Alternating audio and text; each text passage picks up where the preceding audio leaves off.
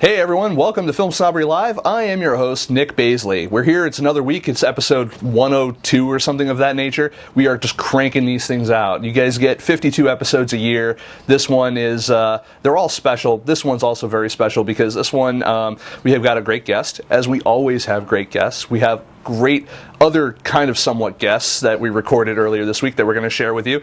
And we have other great news and other fun stuff that we want to get to you guys about. So I guess it is just kind of like every other show, but you're tuned in, so you can't leave now. So it's too late, you're stuck with us. Besides, what else are you going to watch? Toddlers and Tiaras? I mean, come on. So it's me or Honey Boo Boo, and, you know, I'm a little cuter. So we've got a great show for you guys. We've got a great guest on the show tonight. We're going to talk about his movie. I actually have a prop. I love it when I have props. The movie's Emit. And actually, I'm looking at it backwards now. It actually looks kind of fun. The director we have on, his name is J.S. Mayank. I was trying to say, did I say it right? Mayank. Yes, okay. There he is. Look at him. He's a handsome dude, isn't he?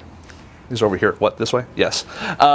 So we're going to talk with him. He actually, I ran into him over at a screening at Raleigh Studios of his film, and it turns out we're sitting there. We're like, I think I know you from somewhere. And I said to him, like, yeah, I think I know you. And turned out he did a Kickstarter campaign a little bit ago that I had been following, and now I'd gotten to see his Kickstarter campaign come to fruition with this film, and it was really, really good. And we were chatting, and we kind of stayed in contact after the screening, and said, hey, do you want to come on? And he was like, absolutely, let's do it.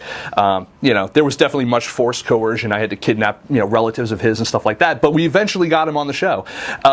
They'll be released shortly. So so we're gonna definitely show you. I'm really digging his movie, Emit. You guys, when we're going to show you the trailer, and once you guys see the trailer, you'll kind of get the concept of the film. We're going to talk a little bit more about it. We're going to talk a little bit about some of the other stuff that JS has worked on, and what makes him unique, and his journey unique here in independent film, and where he's going from here. So what we're going to do is let's cut on over to the trailer for Emit right now, and when we come back, we'll have our interview with JS Mayank, and we'll see you in a moment.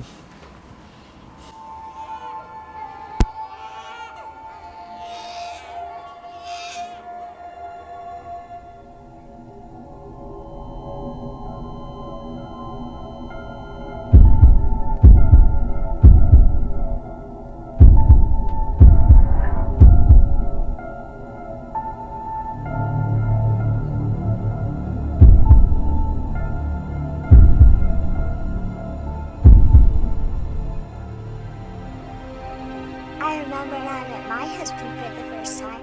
It was magical. Someone's an early riser. I couldn't sleep. All that anticipation. It's today, you know. I'm looking for the Wofford family. How are you holding up? Honey? You okay? Try not to think about it. Any second now.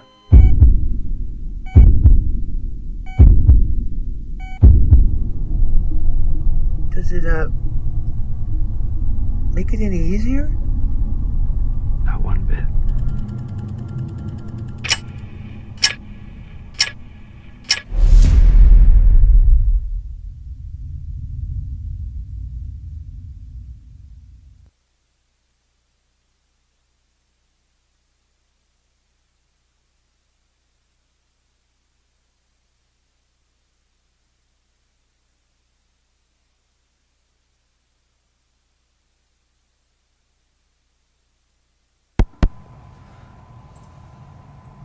All right, everyone, we're back, and we're here with director J.S. Mayank. Hey. Hey, man, how you doing? Good. It's good to see you again. Yeah, you too, Nick. Yeah, Thank you. Thanks for having me here. Happy to have you. So tell us a little bit about, I mean, they just saw the trailer, but tell us a little bit in your own words, the director's statement, as it were, of Emit. So Emit's basically a sci-fi short film. It's about a world where time flows backwards. And growing up, I was a huge fan of the Twilight Zone episodes, and so to me, I just kind of wanted to do a quick, short retelling, kind of a family drama, but in a world where we just changed one element, and that's time flowing backwards. So it's about this old man who is really excited to be greeting his wife for the first time as they exhume her body from the ground and then take it to the morgue and eventually the hospital where she comes alive. And we juxtapose this, like in anything else with life, you know, the happy with the sad, with his 7-year-old granddaughter coming to terms with her upcoming mortality. So it's this kind of interesting, eerie, you know, piece to kind of look at life from a different perspective. You know, I've always liked stuff like that. You have, you know, Orwell was really good about that. I mean, his was far more dystopian, obviously, but you also have directors like, oh God, it's I can't remember I remember the name of the movie. I actually remember the filmmaker because I interviewed her. She was actually the first interview I ever did on my first red carpet back in the Connecticut Film Festival. I'm stalling for time trying to remember her name. But the movie's called Timer. If you guys haven't seen it, it's got Emma Caulfield in it. Feel free to check it out. It's actually on Netflix Instant right now. But the same thing, you know, kind of has that just, you know, regular life, slight little, you know, thing. I find that those to be really effective plot devices. They've always been, you know, good and very relatable. Like, it's not such a stretch of imagination for audiences. Yeah. How's the reception of the film been so far? I've been really pleasantly surprised because going in, I didn't really know kind of how people would react to it because it's such a bizarre concept, and you know it sounds kind of out there, but then when you start watching it, it's even more so. But I've been really pleasantly surprised by how, you know, people get into it, and my favorite part is watching people watching my movie, because it's like almost at the exact same time, like a minute in, they're just so confused, and the moment it clicks in for everybody, it's like you see, you know, and those little things like places where they'll laugh because they found some kind of small nugget about something going backwards, or you know, like a moment that kind of disarms them. And I think that's been really interesting as a filmmaker, but people seem to really like it so far. And, you know, not to diminish the story at all, because I think that the story is really well done. I think it's well directed. The one thing I would say that really sold it for me was the acting. The little girl in that movie. So fantastic. Yeah, and she's just such a... she plays that really well. Like, you know, is almost a wizened youth. You know, and I think that's really an interesting... She had these eyes that just had wisdom, and you know, my casting director and I saw, God, like hundreds upon hundreds of, you know, little girls coming in for auditioning for this part, and most of them, you know, I just couldn't, I saw cute, adorable children, you know, and they didn't have that air. And Caitlin, our actress who we ended up casting, was the only person who came in wearing glasses. And I'd never conceived the character as such, and, you know, my cinematographer was definitely like, we'll have to shoot around that. But once I saw her walk into that room with those glasses, and she kind of looked with these, you know, old eyes, like she'd lived a life, and it was just so fantastic. And I also kind of, you know, it seemed like the way she wore the glasses wasn't like straight up. It was a little down. She kind of looked over the glass. I don't know. It was the way it was done was really good. And of course, you have Jack Coleman in your cast as well, and you know, Jack, if you guys don't remember, from Heroes and a million other things as well. Heroes, The Office. The Office, yep. Yeah. Yeah, I mean, great guy. In terms of acting, great guy apparently as a nice guy as well, as we were discussing off camera. He's just so fantastic, and you know, having somebody like Jack really raised everybody else's game. And you know, it's like when you're working with really good actors, I think there's an energy on the set, and everybody kind of feels that way. And I definitely think he led by example, kind of took charge, and you know, I think the chemistry, especially between him and Caitlin, like that father-daughter moment, is so much heightened because he was just absolutely fantastic, and you know, he was just a joy to work with, and I learned so much from him. How did Jack get involved in the project? Did you guys contact him directly? Did you have him in mind when you guys started, or?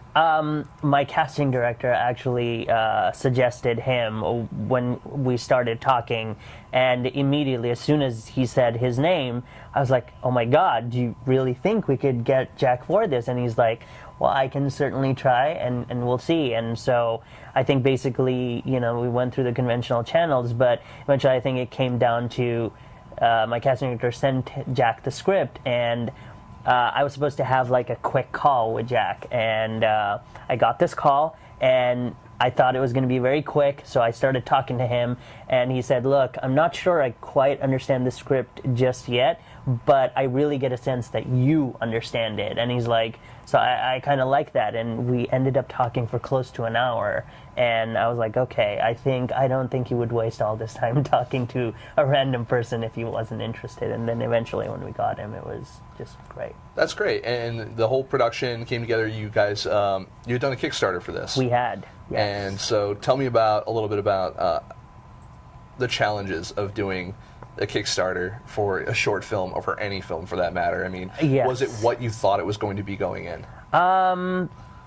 Yes and no. Mm-hmm. So something that happened with the script was I had written the script and submitted. My producer had actually submitted it to a contest called Table Read My Screenplay, and their grand prize was taking you to Sundance and doing a table read of it there with actors, and I had submitted in like end of November, and end of December I got a call from the contest, and they said, would you want to go to Sundance? And I was like, is that a rhetorical question? Okay, right. Is there a shorter answer than yeah? I know, right? So that was a great thing. We beat out about 1,400, 1,500 other scripts, and won the grand prize. And the one thing that I loved was because I asked them, I was like, what made this stand out from the others? And they said, it didn't matter whether somebody understood it or not, or somebody loved your script or hated your script.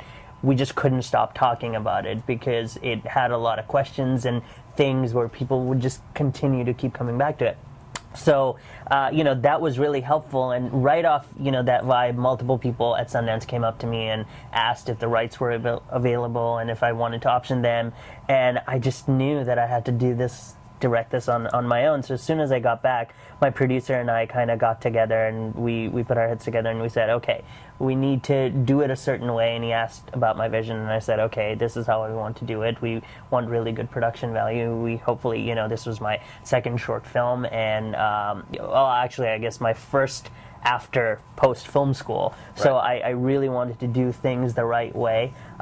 So we set a target, and we began the Kickstarter process. But for that, we did a lot of research. We talked to we looked at a lot of successful Kickstarter campaigns and a lot of unsuccessful ones, which I think I learned more from the unsuccessful ones. And it's like you say, you learn more from failure than you from success. Absolutely. Yeah, and most of the times it had nothing to do with the concept of the film or the talent of the filmmaker or the team involved. Usually it was really about how do you present, how prepared are you when you put something up on Kickstarter, how can you show the people that you've really done everything you can on your end first, and then you're going to them asking for that very last thing to kind of fall into place to make your movie happen. And I think that was something very important because we had most of our team together. We had started doing storyboards. We had already started location scouting, just kind of keeping things in mind. And how do you get all that talent together? I mean, talent in terms of crew, not just in front of the camera, but behind the camera. How do you get all those people on board and interested in what you're trying to do when at that point it's basically favors? You have no money, you have no... Absolutely. You have a plan. You have a plan, script. yes. I will say, in my experience in talking to most filmmakers, I think almost always it starts with the script or the idea. Every person I sent the script to, if they read it, they said yes. Right. The only people who didn't were probably who never got around to reading it. But every single person who read it and we asked about, they always would say yes, or how else can I help you if I can't do this on my own? But then also like your passion. And I think the one thing that people kind of overlook is how prepared you are. Because everybody that I and my producers talked to, we would go in with a plan. Like even before Kickstarter, we had a couple of executive producers who kind of gave us a little bit of money to put a teaser together, to start to get a casting director and some of these things going. But for them, we had won the grand prize. Right. We'd gone to Sundance, but we put together a really good proposal. We put reference pictures, and I kind of showed them the kind of tone. And we started talking to certain crew members who said, yes, if you shoot around this time, we might be available. So, it's, again, that thing where they're not talking in unknowns. They're like, okay, this person is prepared and has a plan. So I think it's a lot easier for people to help. having gone to film school, how much of your film school experience was how to make a movie, and how much of it was the business of filmmaking? Because it sounds very much like you approach it from a very business perspective of like, here's my business plan, for lack of a better term, lack of a better word, in terms of here are the marketing materials, here's the script, here's the, is our preparation that we already have, which apparently lets people know you're serious. Absolutely. So when you went to film school, how did that correlate in terms of filmmaking practicality versus the business? Okay, so practicality, yes, a lot of it really helped, and a lot of my crew, came from my film school, because both me and my producer went to Loyola Marymount University, their School of Film and Television. A lot, like my cinematographer went there. It's just a lot of people were people we collaborated from there.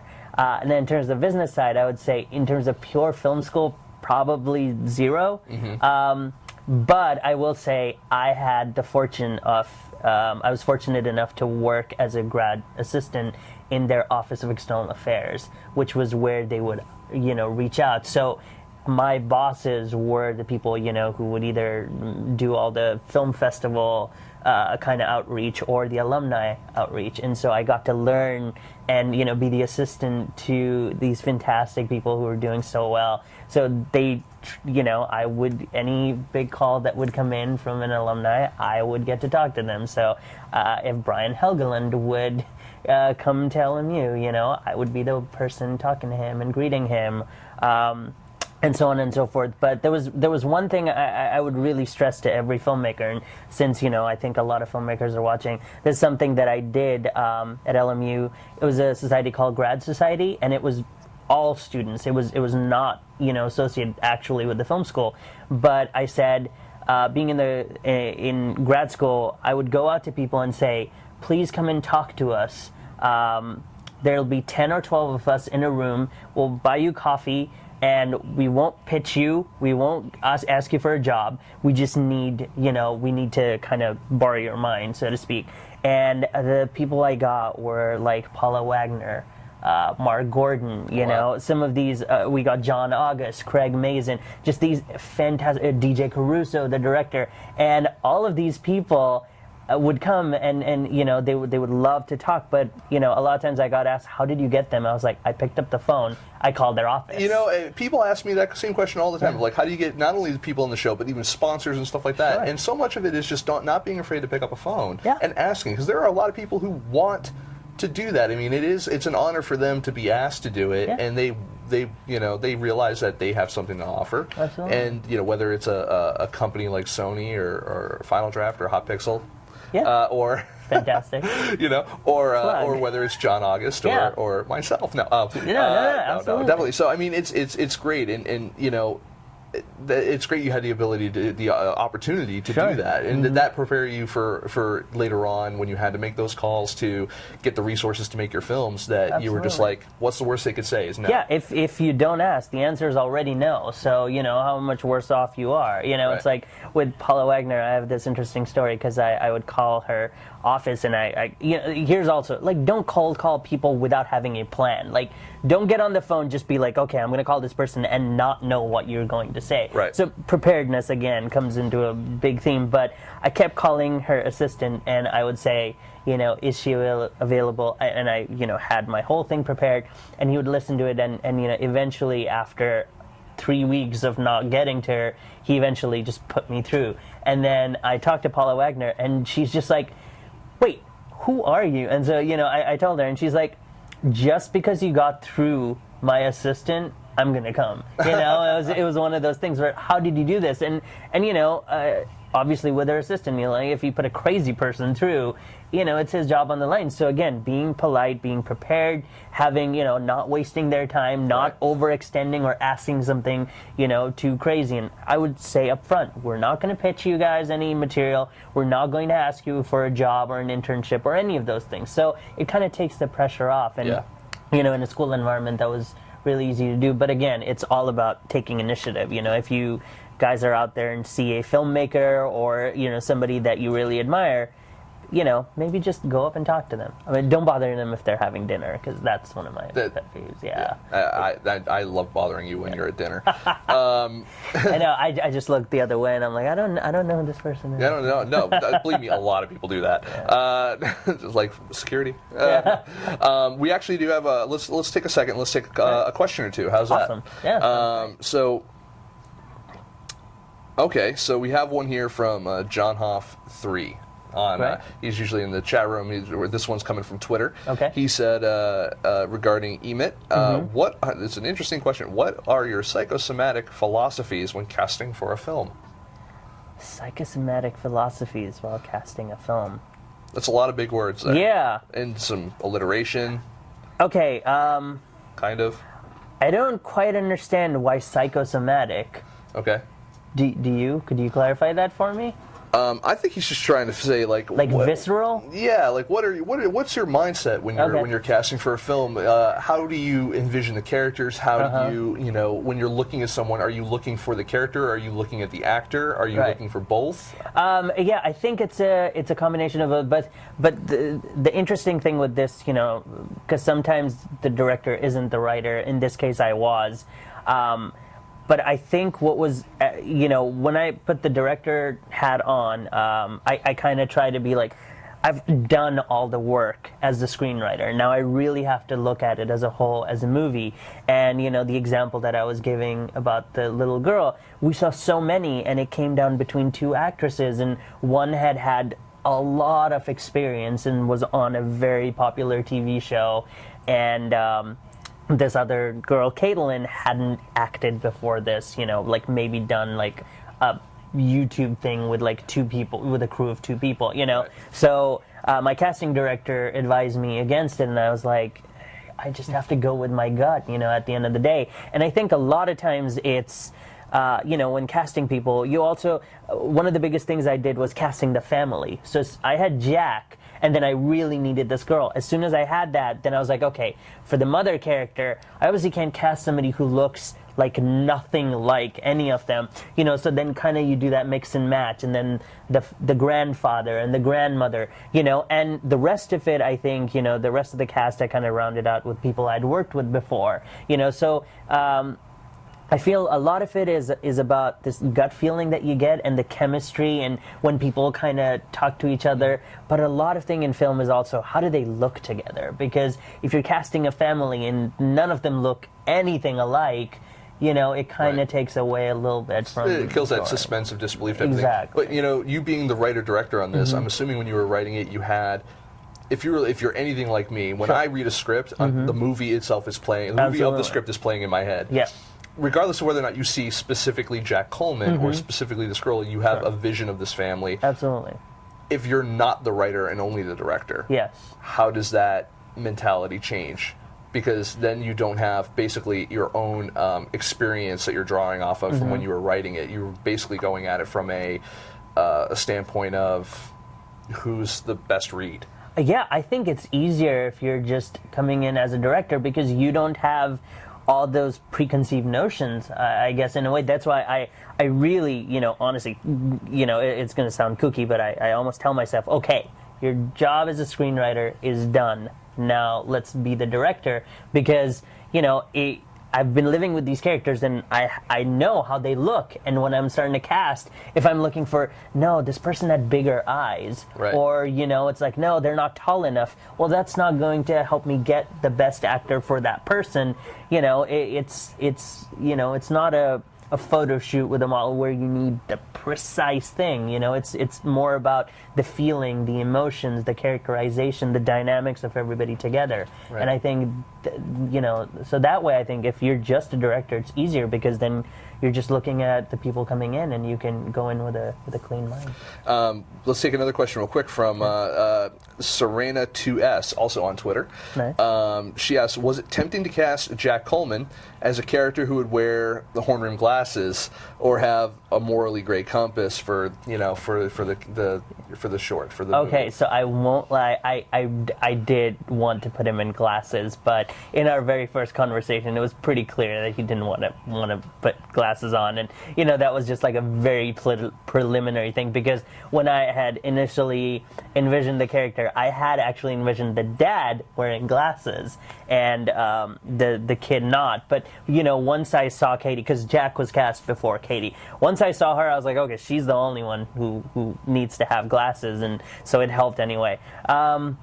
Regarding morally dubious, I don't think my character is that in the movie, so no, that wasn't very difficult, but he's fantastic at those roles. Oh yeah, he is. Yeah. I mean, I can see how you're taking your daughter to the hospital, and he has to explain the whole life and death situation. There's a million different ways you could play that character. Yeah. I appreciated how straight and fatherly he played that character, but not just fatherly, but almost fatherly in a way that a child would speak to their elder parent that they're caring for. Absolutely. It's just like, well, this is how it is, and she's got her balloon and all that kind of stuff. I mean, Absolutely. It's just such a, it was just it was like interesting character choices. Yeah, there was a sincerity and earnestness, I guess, to that, and just being like very patient, but also. Like you said, like there was almost a deference, she's lived a life longer than him, and even though he's talking to a physical 80-year-old, and the character is like 80, so he did a fantastic job. Good stuff. That. So let's talk a little bit about. I want to talk a little bit about the effects in the movie because. If you weren't familiar with this, I mean, any sci-fi movie's got to have some sort of, kind of little, you already have the twist, but it's got to have some sort of, technology behind it that kind of tells the audience, visual cues that tells the audience we're not in Kansas anymore. Type of situation.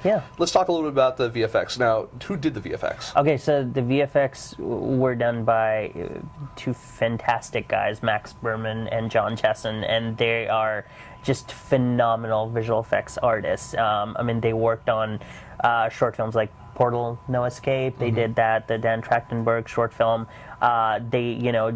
John was just coming off of working on Argo, and right after ours, they both went on to work on Iron Man 3. So they're kind of pretty badass, They're huge in Japan. They're huge in Japan. They're fantastic and just genuinely gifted, but also just super nice. And I think. I don't want to speak for them, but the sense that they, that I got was that they were really excited to be part of the process from the beginning. Like with my shoot, I think they said was one of the first times where they were there from the stage where they were in pre-production, because they said most, and in my experience, most, people in post, they say, we don't like it when we have to come in at the last second, and most of our time is just spent fixing errors. We can't be creative. But with Max and John, I had at any point, even when we were going scouting, at least one, if not both of them, and they could just tell us, you're doing the shot, and that's going to be really cool, but we could probably do it half easily and make it twice as cool if we did it this way. And just having that freedom of having them there was incredible, and it saved us both on time and money. It was great, because they were like, we can just shoot it the correct way, and then we don't have to fix anything. We can just be purely creative. Yeah, I find that that's true in most post-production, kind of situations where whether it's VFX, your sound, your color, whatever. The earlier you can get people involved in the process, the more like a colorist can help you set the palette for the film and can give you an idea of okay, this is the camera you're using. These are the settings you're using. In our post-production, the workflow, like this is what it's going to look like, and they can kind of give you an idea, probably what your movie's going to look like, when it's finished, probably before you start really shooting, like when you're doing test shooting and stuff. And same thing with your audio. Obviously, I always joke, like audio is the other 50% you see in a movie, because that's my biggest pet peeve with independent films is just bad audio. Whether it's tracks or like a dialogue tracks, or whether it's actual physical scoring.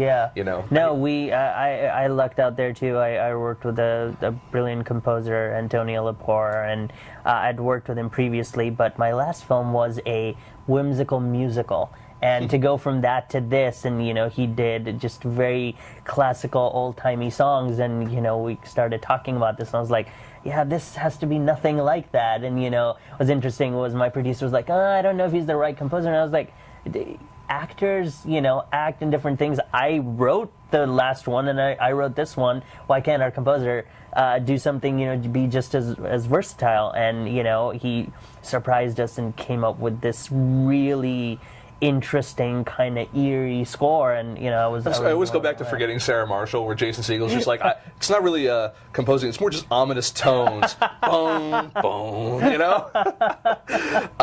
But I want to definitely give the visual effects guys a little bit of a nod. We do have actually a clip that the visual effects guys, I guess, put together. Put together it's with kind of like a breakdown of all the effects. I really dug it. It was like so you take the short emit, and then he's going to show what we're going to show you is we're going to show you all of the visual effects shots in this movie, which there were a few of those I was just like, oh, I didn't even realize that was a visual effects shot. Like that was, so you're going to see some green screen, you're going to see some, some layers, and you're going to see some stuff, and it's actually pretty cool stuff. And when we come back, we're going to have a little bit more here with JS, and we're going to probably try to take some more questions and talk to you. If you're in the chat room, please don't hesitate to ask questions, because we do have, he announced it on Twitter, so I don't know if you guys know, but our good friend here, JS, said he's going to give away an emit poster signed by Jack Coleman and himself to whomever asks the best question, and use the hashtag emit to send questions to us at FilmSnobbery. But if you're at the if you're in the chat room as well, you're already done. You've done half the work. Now you just got to ask the question, and our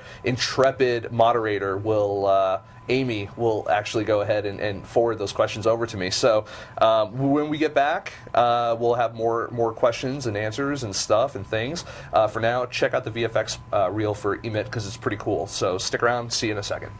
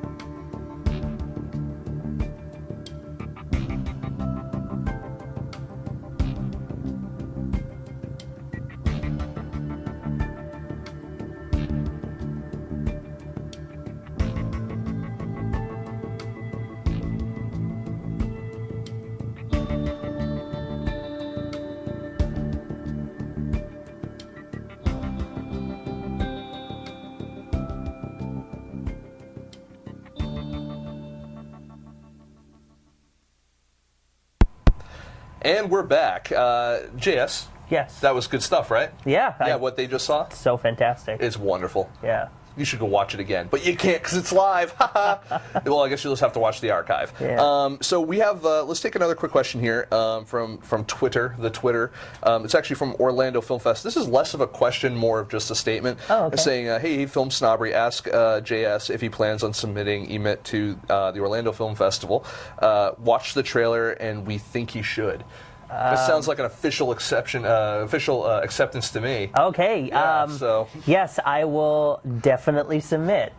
Are you guys still doing the festival circuit? Yeah, we're doing the festival circuit. We played at the Newport Beach Film Festival. We played at the Sci-Fi and Fantasy International Festival in Athens, in Greece. And in fact, just this past week, we played at the Sci-Fi London Festival, which was just fantastic. What is your criteria when you're going about looking to submit to festivals? Because obviously it's a costly endeavor, Sure. just like anything. Yeah. And which actually, kind of like a question within a question, so bear with me. But I was also going to say, did you budget in your Kickstarter that you did for things like film festivals and stuff like that? Yes. Okay. We had budgeted a certain amount. Obviously, we've gone a little over. Everyone but, does. Yeah, but, that comes out of the filmmaker's pocket. Yay! But yeah, no, I think a lot of it came down to, I first and foremost targeted all the science fiction festivals because, I was hoping, and now I'm seeing for sure that it's really playing well with the sci-fi community. But I'm seeking out every science fiction one. However, we aren't just playing in sci-fi festivals. We played at the Newport Beach Film Festival, we played at the Julian Dubuque Film Festival, and we have a couple others that are coming up where we're going to. So I guess, I kind of look, it's a combination of where is it playing and what, obviously mine being sci-fi, that's the first criterion, but the second is, kind of like a filmmaker experience, and I've kind of looked at, certain things, how hands-on they are. Do they actually invite the filmmakers there? How, do they show your films a lot? Like I went to the Julian Dubuque Film Festival, and it was in Iowa, and I'd never been to Iowa. Didn't really know what to expect, but I just had the best time there. They flew us out there. They put us up. And, every screening was packed, and, people would just come up and kind of stop you in the street and talk to you. And, so, like, those are experiences as a filmmaker. Like, I would have never thought somebody in Iowa is going to see my short film. But now that's happened thanks to a film festival. And people in Athens and people in London. Yeah, and exactly. You're all over the world. Yeah. It's great. And you yourself have an interesting story. I feel like I'm going to play this interview much like your movie. We started with the distribution. Now we're going to go back to... Happy Accident. Happy Accident. Yeah. It was planned. No. So, no, but my question is you starting... getting into film before this, you went to film school, and then before that, where did the idea germinate of like, hey, I want to be a filmmaker? Or did you want to be a filmmaker? Were you just curious? Did you want to be a producer? Did you want to be an actor? Did you want to do anything else? Oh God, no, not an actor. I could never be. Being in front of this camera is just about as much as I can handle. No, I was born in England, brought up kind of all over. My parents traveled a lot. I've lived in England, India, Saudi Arabia, and Europe, just like all over. Your accent is so neutral. You have the non-regional accent. How did you pull that off? I'm from Massachusetts, and it takes like every piece of effort in my body willfully to not say like, where did I park the car? Honestly, watching a lot of American TV. Really? Yeah, it was really that simple. Like when I did most of my school, like later schooling in college in India, and like most, I had a very thick Indian accent. And I came to Wake Forest University for my master's. Came to North Carolina. 2 days in, I just got into this accent and started talking like this, and I kind of surprised myself. I was like, how am I doing this? And I realized, it's watching Frasier, Seinfeld, Friends for all those years. See, now I feel cheated because having watched so many years of Fawlty Towers, Benny Hill, and Monty Python, I feel that I should have like a kick-ass accent. Hell, I lived in Australia for a year. Oh, wow. And I had the accent after about 6 months, and then I lost it when I moved back. Yeah. And I had the British accent when I was a kid, but when I moved to India, And my parents didn't know this, but in school, like, the teachers would send me to the principal's office because they couldn't understand my English accent. So they broke it until I started talking like them. I would go to the principal's office every day. And I was like, oh my God, this is so terrible. I could have had, still had my really cool British accent. Because I think don't. you have anyone with a British accent immediately gives them a slightly more air of authority. Sure. Was it John Oliver had his comedy special? It's just like, I'm going to be speaking to you with a little bit more authority than you people are used to, based on the accent. Yeah. So that's no, great. but to go back to your question, I always wanted to be a writer.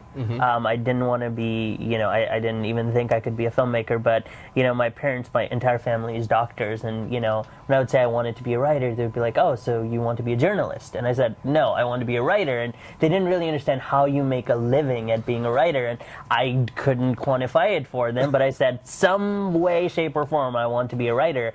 And when I came to the U.S., when I went to Wake Forest and so on and so forth, the more I did that, I started reading screenplays and so on, and I was like, oh my God, this is what I have to do.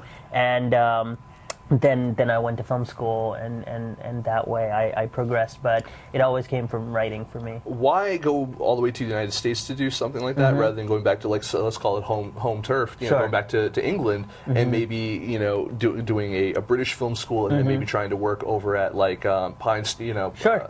Those. Yeah, I was actually accepted to schools both in the U.S. and the U.K., and actually, in hindsight, maybe I should have gone to the UK one, because one of the teachers there for that year was Julian Fellows. And, Gosford Park had just come out. But at that point, I wasn't sure enough, because that was a film program. And for my first master's, I just went for a communication and film, like a general master's degree, and I ended up taking every film class they offered, a lot that they didn't even offer to grad students. I would just talk to the professors and kind of course them into, like, letting me sit in the back and just kind of listen. But I think I chose the U.S. just because I was like, I could always go back to the U.K. because I'm still a British national. So I was like, I could always just go back to England. So I wanted to see, what it was like. And yeah, I've been pretty happy. I can't complain. How long have you been here in L.A.? About 4.5 years. I think. 4.5 years? Yeah, 4 years. You liking it? I love it. Yeah. Yeah, it's. I know there's so many people who can't believe this, but it's my favorite city in the world. Really? Yeah. I mean, it's like the place where my favorite thing in the world is movies, and this is where you can watch any movie that's going to come out. If any Hollywood movie, if it's releasing in two places, it'll be LA and New York. Yep. And just everywhere you look, somebody people want to talk about film and like film. So how do you sustain in this industry? Like, how do you avoid the phone calls back home to Muma Mupa, where you Sure. go like, hey, rent's a little tight today. Yeah. Could you send money? Right. Well, I mean, love JS. Fortunately, I have very supportive parents. They were just so fantastic in terms of, they said, look, you'll do what you want to do. And I was always a really good student all the way throughout school, and so on and so forth. So they kind of knew that whatever I do, I'll kind of land on my feet. Right. And they said, like, if you became a doctor, we could leave you our practice. If you become this, there's only so much we can help you with. But their support is always there. I mean, they'll always ask me questions like, oh, so what does this mean? Because they don't have any context, Right. And especially, like, in India, movies are a very different game. Bollywood is nothing like Hollywood. Like, it's just very different. It's like apples and oranges. And so when I tell them kind of some things about Hollywood, they don't quite understand it. But you mean there's no singing and dancing? no. Well, I did do a musical, This though. is true, right? I did do a musical. No, but it's very different. But they've been very supportive, and I've been lucky enough to be doing other things while still related to writing. Right. Like I teach as well. That keep me going in this field. And as far as how do you stay in it, I guess it's just being determined and keeping working at it. And I think just like this community of filmmaking, I mean, like meeting people like you and other filmmakers, and you go to film festivals and you talk to others and you're like, so how did you do this? And you kind of hear the same common threads between everybody, and you're like, Yep, that's what you've got to do. And, you hear all these filmmakers who made it, and I think the one thing they keep on saying is, we just weren't going to take no for an answer. We just weren't going to quit. My parents just used the old standby of like, so when do you get a real job? Like, that'd be great. Yeah. Like I have 4 jobs, and yeah. they're all very real to me. Absolutely. It's crazy, and it's good though. That you found a way to mix what you love to do with something practical as well. Sure. I think that's not something that a lot of people who move out here who have, who went the whole, master's degree route and all that kind of stuff have an opportunity necessarily to do. It's especially I think it's a little different when you're a director or a writer than when you're an actor. Very different. Like I've always felt that myself. Like if things ever got really bad, my background's in technology. Sure. So I didn't come out here to be a director, or producer, or an actor. I came out here to work on FilmSnobbery, and if something didn't work out, I could always just go be a network engineer again and make good money. Yeah. Real money. Absolutely. I could get a real job, as Mom would say. It's tough. So so when you describe what you do to your parents now, do they have, now that they have a little more context of what you do, and you have a physical product now that you can show them, how do they react to your work now? They're very proud, and they still don't quite understand everything. Are you the favorite son yet?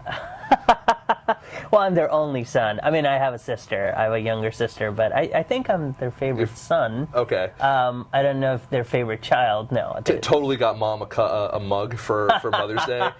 It was a total lark. It was one of those pop-up gifts on Facebook, and it said like, I love that we have an unspoken bond, that I'm your favorite child. I'm an only child, by the way. Nice. So I was just like, you know what? Sold. Like, good on you, Facebook. Absolutely. You actually, your marketing actually was relevant for once in my life. Yeah. But if I could go quickly to a point you were making, I wanted to say, and I don't know, I mean, if any of the viewers are actors, but I have a tremendous amount of respect for actors because, like you said, we as writers, directors, reviewers, we can do what we want to do whenever we can do it. I can just open my computer and start writing. A director, doesn't even need actors. Like, you could take miniatures and just take your iPhone out and film something and put music to it. Like, we can do things. An actor can't just go out on the street and start acting. You need, others to just. I mean, you'll be termed a crazy person if you start doing that. This is true. You'd be Gary Busey.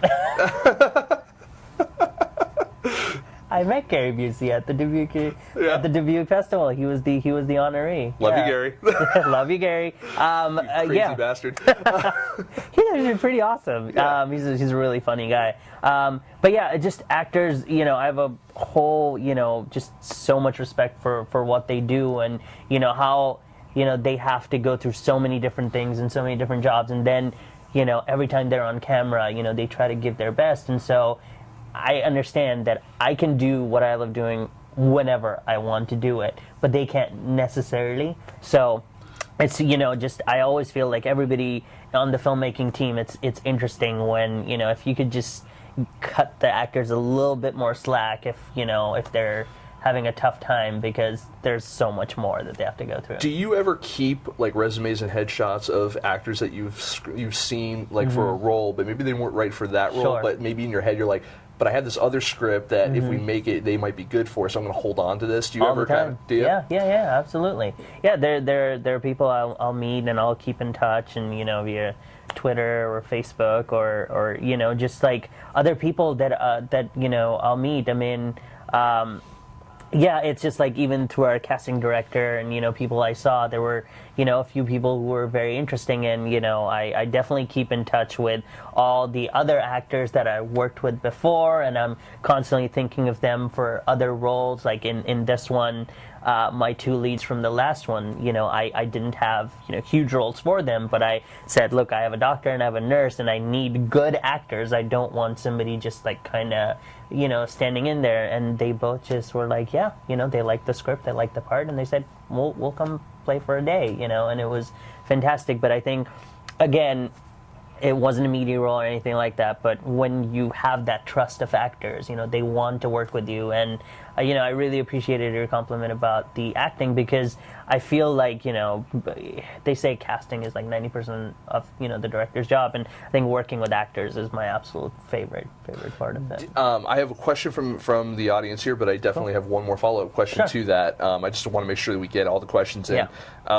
H. Proctor 777, from the filmmaker's perspective, what makes a particular film festival attractive? I think we touched on this a little bit in terms of where would you want to go, places you haven't been, audiences that you haven't possibly reached or touched yet. But when you're looking at the nuts and bolts and the black and white of a film festival, do you ever look at things like previous attendance, their types of films that they typically screen, the other panels or other things that surround it that are longevity of the festival? Are they in their first year? Are they in their 10th year? And sometimes it's like really interesting, because it depends on what you're going with. I mean, I went with a short film, so it's like short films aren't the big focus of any film festival, so it's like I want to maybe go to a newer festival or something more recent or something that really focuses or showcases those kinds of films. So as a short film, I knew if it was a sci-fi, I want to definitely look at all the science fiction festivals. But for the others, ones where I either have screened previously, so I have a relationship, or how they will treat you. So at the Dubuque Film Festival, they were in their second year, but they're really trying and they're getting people in. And so I had a better experience there, because people just were so open and they were just so hungry for the material and for the culture of it all. And so it's interesting, like, go into it and definitely look at each festival with what do you as a filmmaker want out of that experience. So I think that's definitely a big point of it. Fantastic. I'm just going to double check one more time. I'm going to even go back to Twitter for a second and just double check to see if we have any more questions. Let's see. Well, we have people saying that they are watching, which is good. Oh, that's always nice. And apparently we answered John Hoff's question right. He said that on the psychosomatic, the mind-body connection, he said, okay, great. Said Nick gets me. Nice. So I think we did okay on that one. Yes. Thank you for that question. It was a really good question. That was a good question. But here's the question: was it the best question?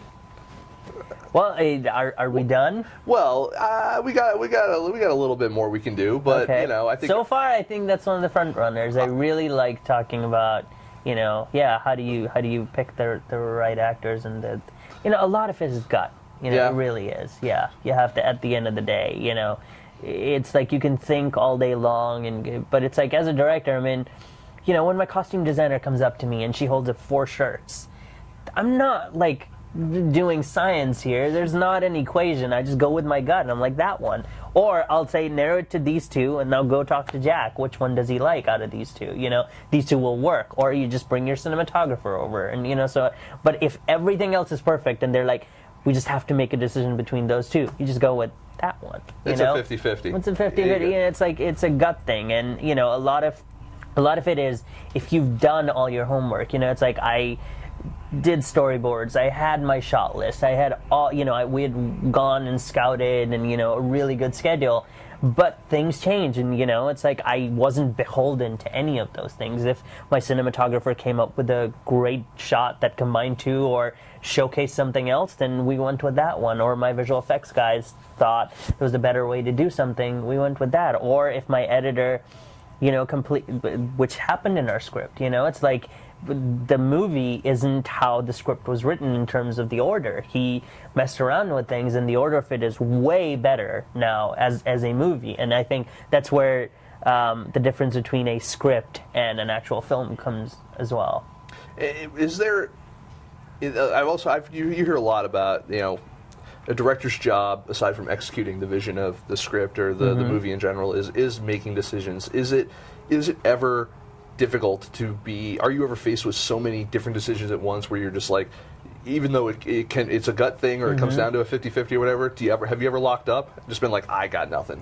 Like they're both equally fine, whatever, I don't think I've had that moment, but I think mostly because I like to run a set where I'm super collaborative. So I have this vision, and definitely everybody on the set knows what I want, but at every point I will always ask, my actors, my cinematographer, my, you know, like costume person, everybody. What do you guys think? Is there a better idea? And, you know, it's like if I'm locking up, I'll just call my producer over and say, okay, what do we do? And, you know, usually there's that freedom. And, you know, even if they're giving you ideas that aren't helpful, I like to think as a filmmaker, it's always good to give people a reason why you didn't use their idea. Like if you're not, so you say, I appreciate it, but I think one of the worst things you can do, and you know, as a director, especially with actors, is like they give you an idea and you just say no, and you know, you don't explain it or just say just because I said so. Mm-hmm. That's terrible, because then it kind of shuts everybody down. Whereas if you say, oh, that's a good idea, I don't think it'll work because of this other scene, and you know, the continuity won't match, or the character, they'll immediately go, oh, okay, you've thought this through, but next time they won't hesitate in giving you a good idea, and their third idea might be the best one. Right. So, you know, collaborative. We have one more question here, and I think this is going to be probably the last question, or maybe, because this might be a short question. So if you're in the chat room right now and you guys have one more question, as long as it doesn't take forever. Yeah. We're on the internet, screw it. We have time. You know, so if you have, we'll have time for one more question, but we got one right now from Nick Baisley fan. Oh. Nick, I know. Yeah. Nice. Yeah. We don't know who it is. Ooh. Yeah, it's a mystery fan. All right. I really like this question. I don't even know what it is.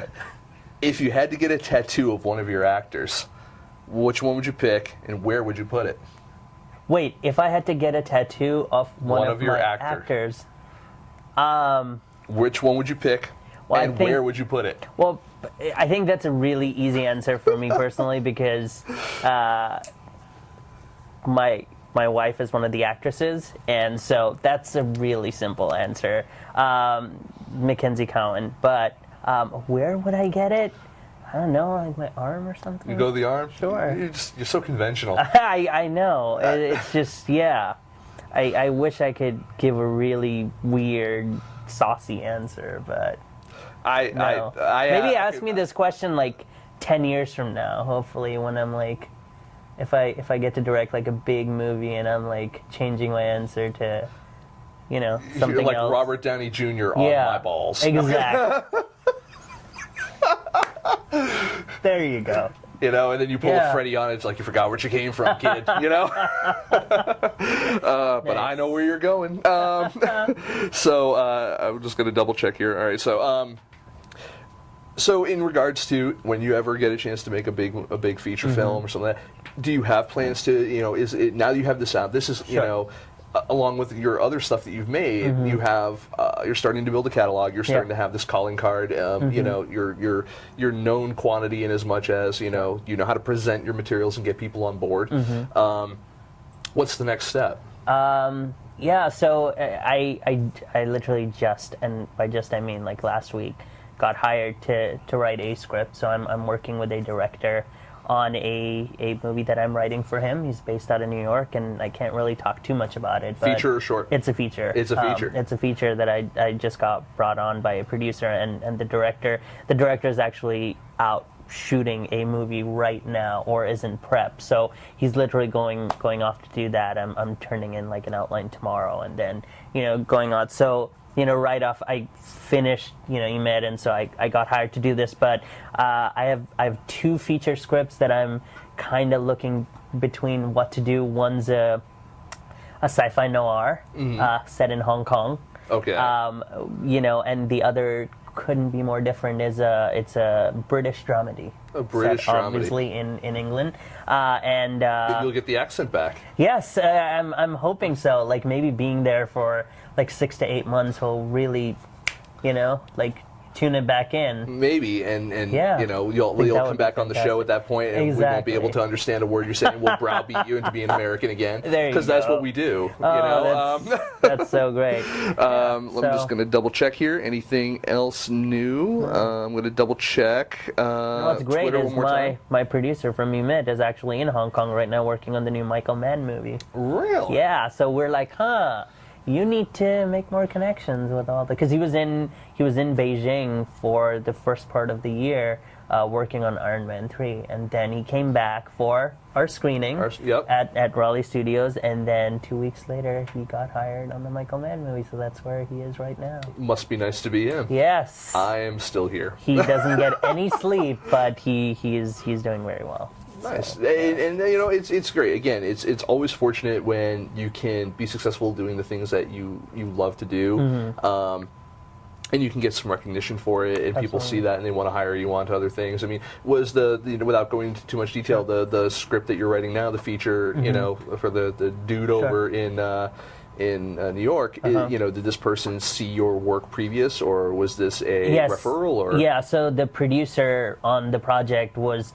somebody that I have been developing another script with, and this director came to the producer, said, I have this idea, I don't have the time to actually write it myself.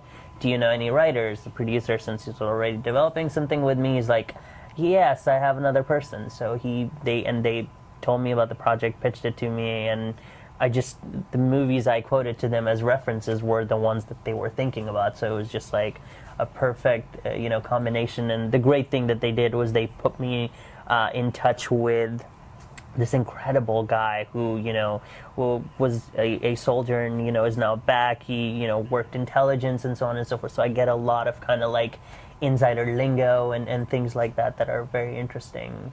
Defense Intelligence Agency. It helps to write a more complete and more realistic characters and all that kind of stuff. Yeah, very James Bondy and whatnot. Yes. Yeah. I mean, it's actually the opposite of James Bondy, where they want things to be as real as possible, and so, like he said, a lot of times they'll watch movies with military personnel, and they're like, nobody talks like that. Yeah. So it's like, this is a really interesting part where he's connecting me with, buddies of his, and like telling me, okay, so this is what happens in real, special tactical operations, or this is what you do in training, and pointing me to manuals and stuff where I can read and watch and kind of talk to some real soldiers and see what. Is this the end game at some point where you want to be the guy who's going to either write and or direct the next Avatar or the next Dark Knight? Or I would love to. Are they going to hire you to do the Justice League movie? Is that what we're going to get? I mean, that's. I would not say no to directing.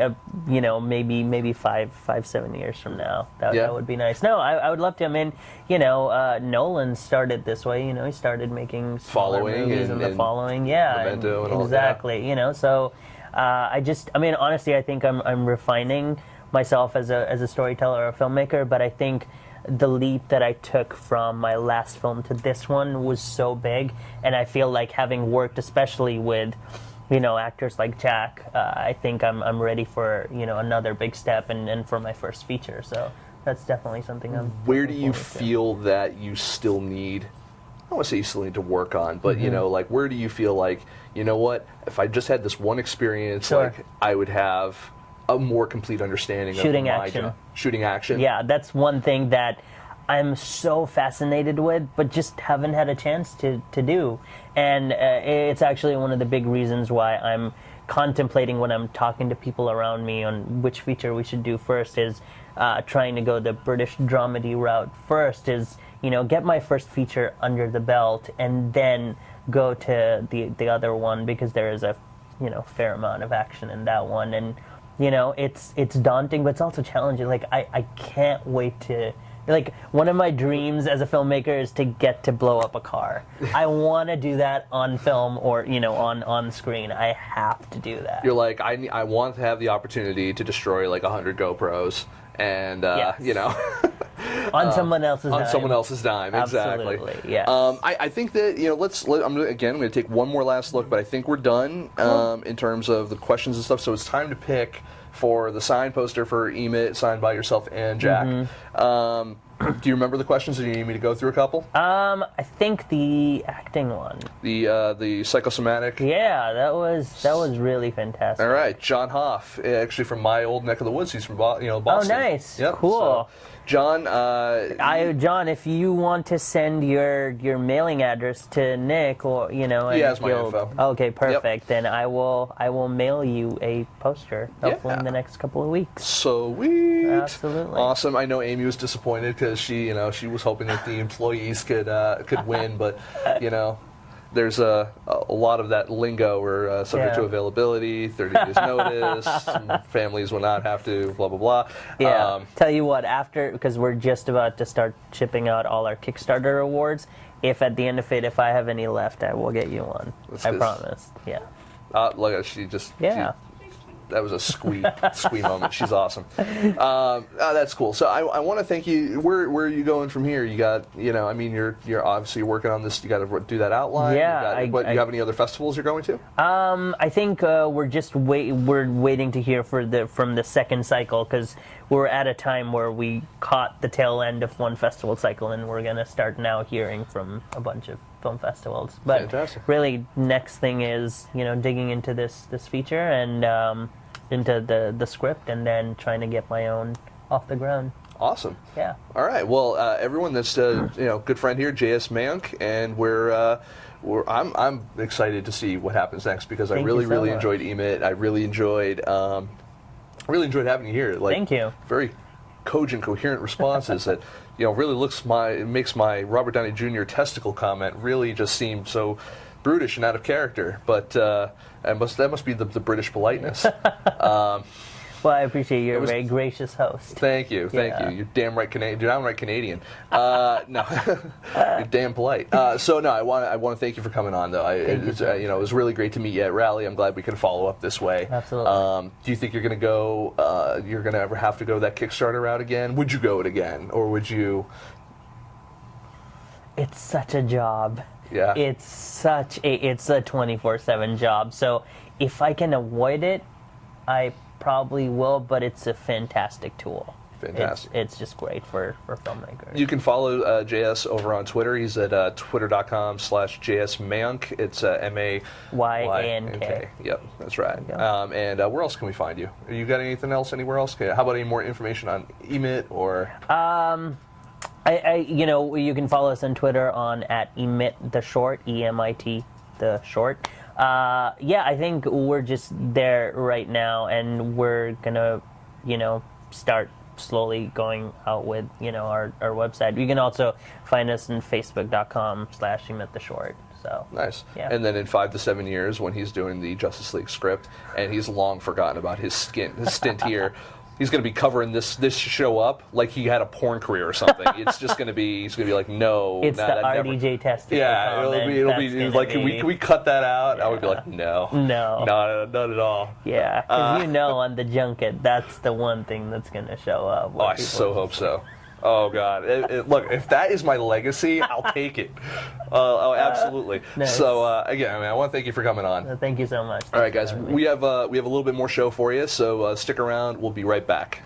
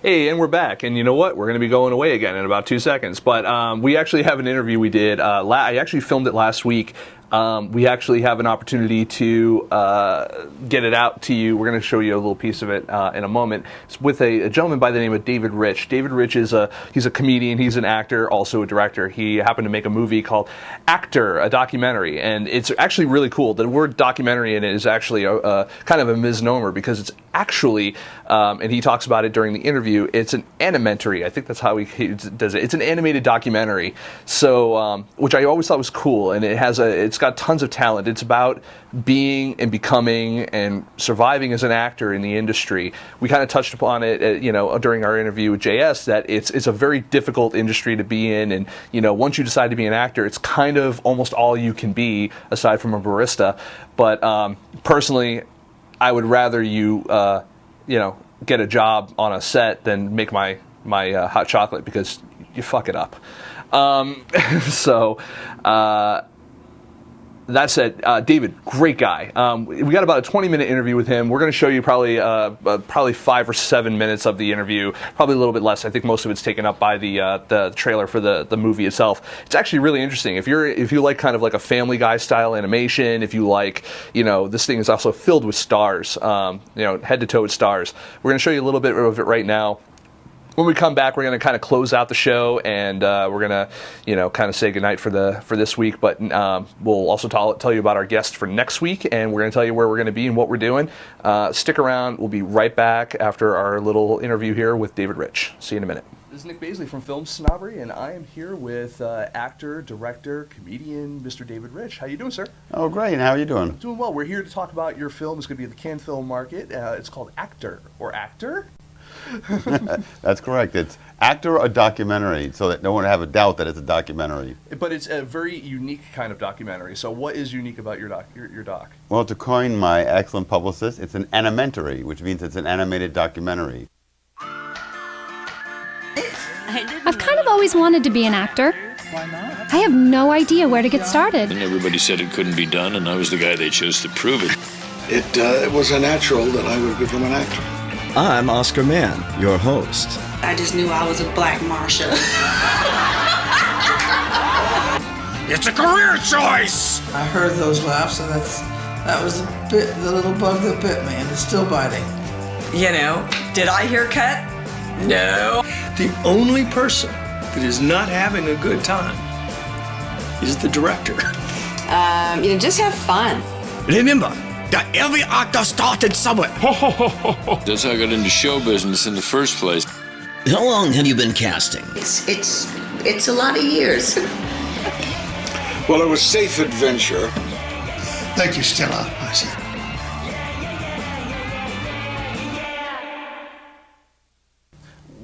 What made you decide you wanted to go to the extra trouble of not only just making the documentary? I think we were discussing a little bit earlier, like you get hundreds, sometimes thousands of hours of footage, and you have to go through that and edit it and find the best bits.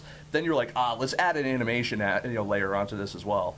Well, because acting is something that people see in their movies, their TV, and everything, I wanted something that would be interesting. And documentaries notoriously are great at presenting information. They can be cute, but a lot of times the information gets boring. Mm-hmm. And so I wanted something that I'm very passionate about, acting and directing and such. I wanted that to be presented in a way that would keep your interest. So by making it an animated feature, in the same level as a Family Guy animation, mm-hmm. It allows people to have fun while learning about what it means to be an actor. And you said you're an actor as well. You do stand-up.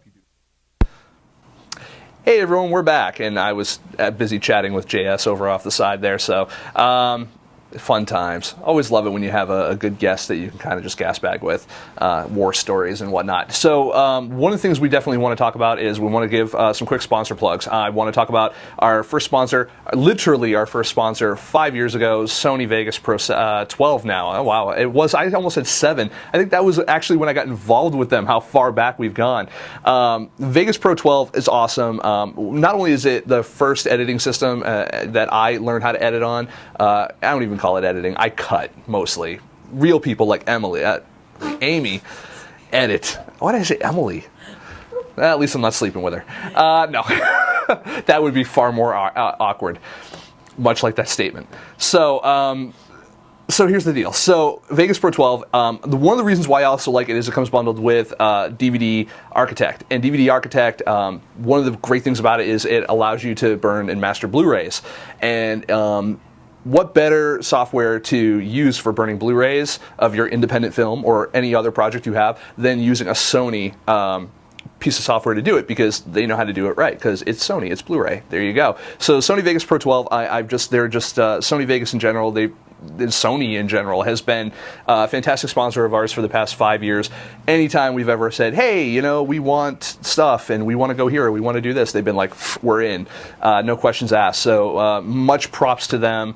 So I'm going to say thank you to them. I also want to say thank you to our current sponsor. Obviously, we're here in their offices right now. I want to say thank you. You saw the ad for them, Hot Pixel Post Production. Hot Pixel's been really great to us as well, not only providing us with a place to shoot, but providing independent filmmakers with an opportunity to get the best bang for their buck for their movie. Basically, you can get the Cadillac of colorists, the Maserati of colorists for a Pinto budget. You can get a great editor. You can get a great sound guy, post sound guy. Get your 5.1 set up there for your flick. We got visual effects. We've got everything here, and they're just such a accommodating group of people, passionate group of people for both independent film and just filmmakers and filmmaking in general. So it's really great to be in business and working with people that respect what I do and respect what you guys out there do. So if you guys do have any post work or anything you guys need, just keep Hot Pixel Post Production in mind. They're over at hotpixelpost.com. Feel free to tell them Nick from FilmSnobbery sent you. I don't know if it'll get you any money, but it'll make me feel good. So they're really cool people, though. And I also want to talk about, So I'm going to talk about Hell Walk for a second. Hell Walk. Okay, so Hell Walk is this charity walk that I'm doing. It's a little complicated, but cool. Stick with me. All right, so Hell Walk is going to be at the end of May.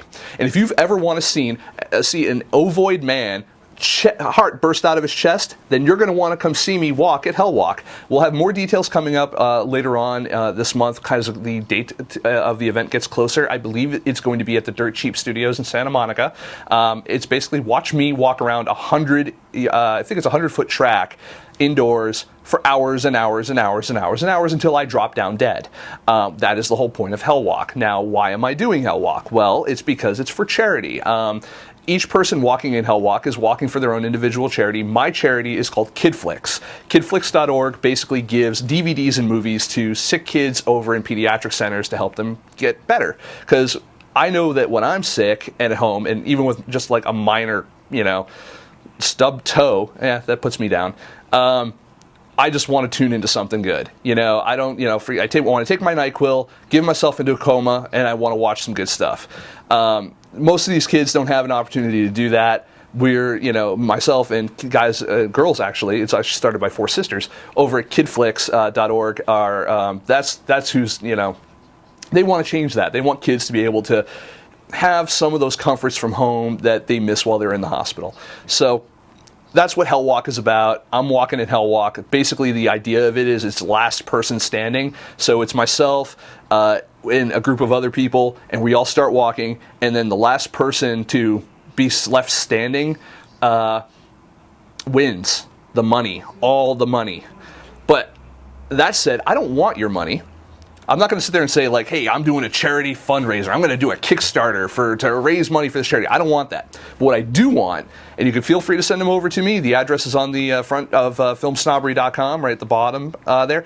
If you have any G to PG-13 movies that you don't want anymore, send them to me, and I will donate them on behalf of Film Snobbery over to the people over at KidFlix, because these people over at Hell Walk are busy raising all the money. And I would love it if you would support them, but you don't have to if you don't have cash. Maybe you've already spent all your money on this huge DVD library that you no longer watch half the movies.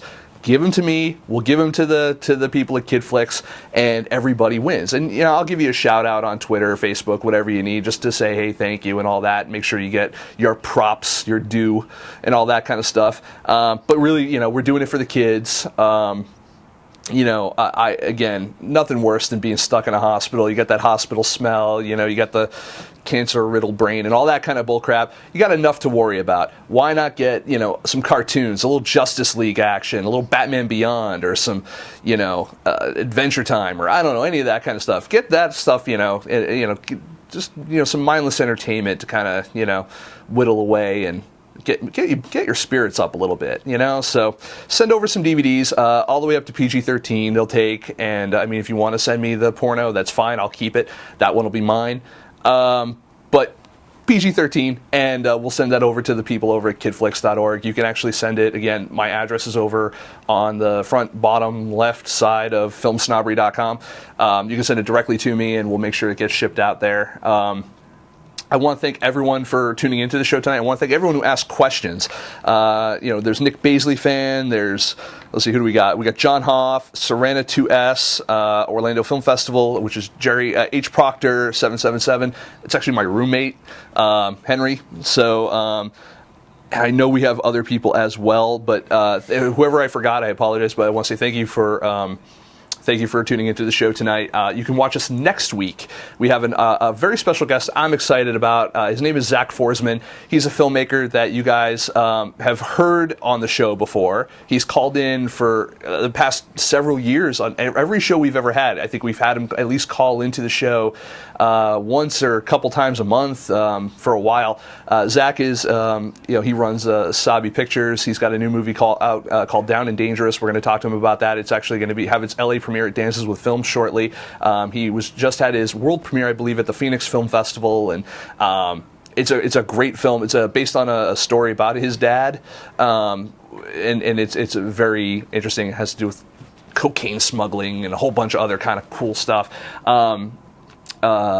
He's a very prolific director. He's done other stuff as well, and I've enjoyed the bulk of his work. I can't wait to share more of that, with you when he's here next Thursday, 7 p.m. PST here on FilmSnobberyLive.com. In the meantime, I definitely want to give everyone a heads up that you can go ahead to FilmSnobbery.com, and you can always check out the different reviews for the independent films that we put out there from our wonderful writers, which we're actually in the process of hiring more writers right now. I just had a conversation with 2-3 more writers in the past couple days, and I'm really excited to have more reviewers coming on and adding to the growing Film Snobbery family. I want to thank everyone who's worked on the show. I want to remind everyone that you can watch this show once it is been archived over at youtube.com/filmsnobbery, and of course you can watch it over on filmsnobbery.com as well. Be sure to follow us on Twitter, twitter.com/filmsnobbery. Like our page over on FilmSnobbery Facebook. Let's see, facebook.com/filmsnobbery. Basically, we're everywhere /filmsnobbery.